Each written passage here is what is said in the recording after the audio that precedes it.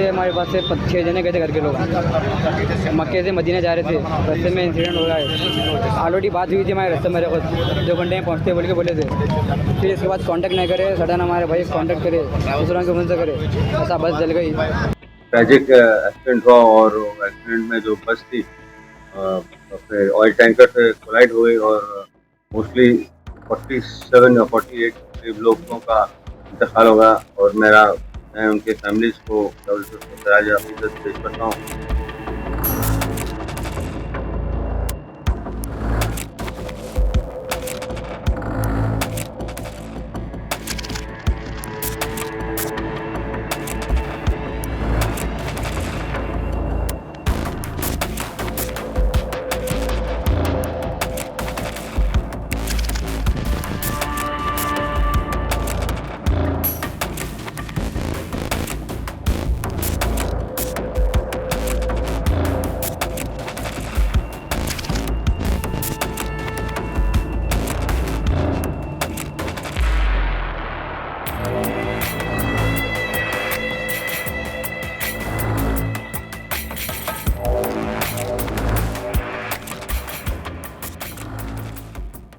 We're learning that 18 of the people who have lost their life are from Hyderabad.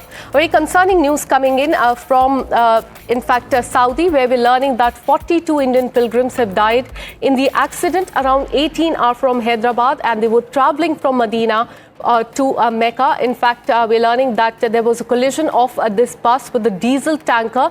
Reportedly, 20 women and 11 children and adults have lost their life. We will bring you the live updates from the ground. मैंने Indian embassy Riyadh में जो DCM है Abu Maithon George साहब से मेरी बात हुई और उन्होंने मुझसे कहा कि कौंसल जनरल जिद्दा भी और वो ख़ुद इस पर मालूमात हासिल कर रहे हैं और जो भी ज़रूरी कार्रवाई करना है वो करेंगे।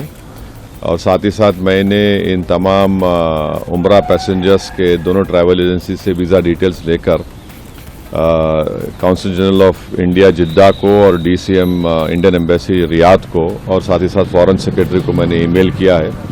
मेरी भारत सरकार से और ख़ास तौर से एक्सटर्नल अफेयर्स मिनिस्टर से जयशंकर साहब से ये रिक्वेस्ट है कि वो इमीडिएटली इस पर देखें और अगर जिन लोगों की डेथ हुई है उनके परिवार ये चाह रहा है कि उनकी डेड बॉडीज़ जल्द से जल्द इंडिया को लाई जाए और अगर कोई उसमें ज़ख्मी है तो उनको अच्छी से अच्छी वहाँ पर उनको इलाज हो सके।